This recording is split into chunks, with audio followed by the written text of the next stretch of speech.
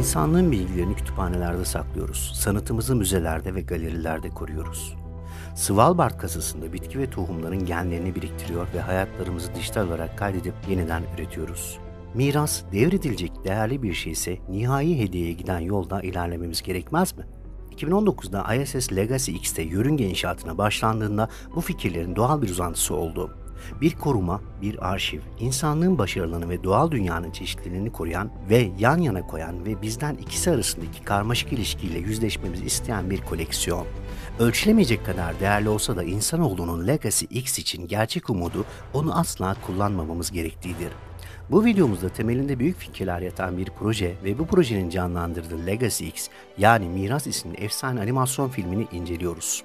Hadi gelin bu yaratıcı animasyon videosundan ilham alabilmemiz için bu efsane projenin detaylarına hep birlikte bakalım.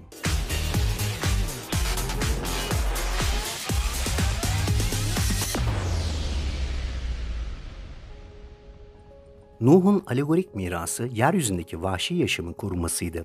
Aksi takdirde bu miras o büyük tufanda kaybolurdu.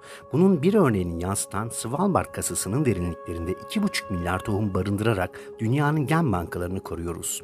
İnsanlığın bilgi birikimini kütüphanelerde saklıyor, sanatımızı müze ve galerilerde muhafaza ediyoruz. Bitkilerin ve tohumların genlerini biriktiriyor ve dünyamızın her yönünü dijital olarak kaydediyor ve yeniden üretiyoruz. Ancak bu arayışlar bir iz bırakır ve ilerlemenin istenmeyen sonuçlara yol açma potansiyeli her zaman için vardır.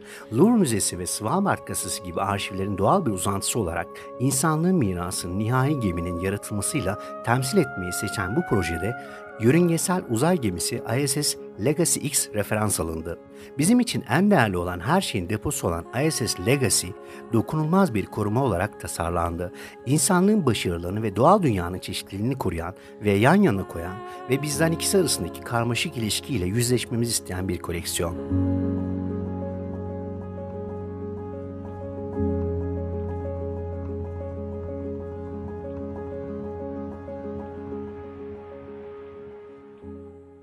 Merhaba arkadaşlar, İsmail Akar ben.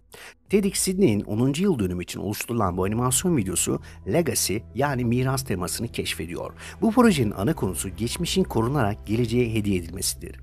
Yönetmenliğini Scott Gearson, layout ve sinematografisini Substance Stüdyosu'nun üstlendiği bu videoda modelleme ve animasyon için Cinema 4D, doku ve render için Redshift, ek doku boyama için Substance Painter ve kompozisyon için After Effects kullanılmıştır. Scott Gearson'ın yapımcılığını ve yönetmenliğini üstlendiği illüstrasyon sanatı ve 3D'yi birleştirdiği Real yani Gerçek isimli diğer bir efsane videosuna da ilerleyen bölümlerde beğeni ve istek durumumuza göre inceliyor olacağız. Bu videonun başında hikayesini anlattığımız bu projenin biraz sahne arkasına bakmak, fikri ve animasyon konseptini daha iyi anlamamıza yardımcı olacaktır. Öncelikle Substance Stüdyosu'nun hazırladığı bu animasyon videosunun nasıl ortaya çıktığına bakalım. TEDx 10. yılını kutlamak adına ana teması olan Miras filmin ortaya çıkması için Avusturya merkezli ve VFX konsept geliştirme, motion graphics ve 3D animasyon konularında birçok başarıya imza atmış butik bir stüdyo olan Substance'i seçti. Bu projeyle bu görev ve TED'in fikirlerin tutumları, yaşamları ve nihayetinde dünyayı değiştirme gücüne olan inancıyla ilham vermek ama aynı zamanda ciddi konulara değinmek, geçmişteki başarıları kutlamak ve aynı zamanda gelecekteki kısıtlamaları da uyarmaktı. Buradan çıkarım yapacağımız en önemli nokta böyle bir projeye başlamadan önce temayı anlamalı ve fizibilite çalışmasını başarılı ve eksiksiz bir şekilde yapmanız gerektiğidir. Stüdyoda aynı şekilde projenin fizibilite aşamasında kendine uygun şekilde destansı bir açılışı nasıl yaratırız ve bu fırsatı düşünce için bir katalizör ve eylem fırsatı olarak nasıl kullanabiliriz sorularını sormakla başladı.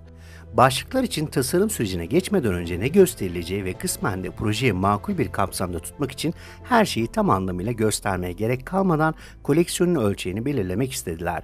Aksi takdirde bu ön çalışmalar yapılmadan projeye başlamak projenin hüsranla sonuçlanmasına neden olabilirdi. Projedeki ortamlar sanat ve bilim aynı özenle sunmak için tasarlandı. Parça depolama tesisi, parça galerisi güzel bir şekilde sergilendi. Substance Stüdyosu bu projeyi oluşturmak için gerçek galerilerden, lüks mağaza vitrinlerinden, ticaret fuarı standlarından, yüksek teknoloji kütüphanelerinden ve tabii ki yakın gelecekteki bazı bilim kurgu projelerinden ilham aldı. Şimdi de Substance Stüdyosu'nun hazırladığı bu animasyon videosu hangi programlarıyla oluşturuldu biraz da onlara bakalım. Daha önce de belirttiğimiz gibi bu videoda modelleme ve animasyon için Cinema 4D, doku ve render için Redshift, ek doku boyama için Substance Painter ve kompozisyon için After Effects kullanılmıştır. Programların kullanım detaylarına bakacak olursak da Cinema 4D Maxon tarafından geliştirilen bir 3D modelleme ve animasyon programıdır ve hareketli grafikler, modelleme ve doku oluşturmak için harika bir uygulamadır. Çoğu büyük şirket Maya veya 3D Studio Max kullanma eğilimindeyken Cinema 4D genellikle tek sanatçılar veya küçük ekipler için en iyisidir.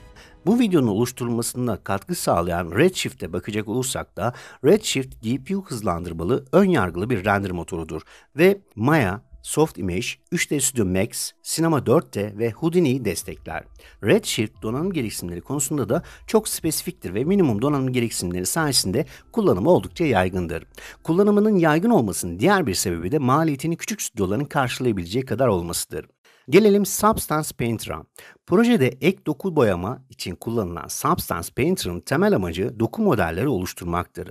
Gelişmiş maskeleme ve prosedürel doku oluşturma araçları Photoshop gibi tamamen 2D programlarla elde edilmesi çok daha zor dokular oluşturmanıza olanak tanır.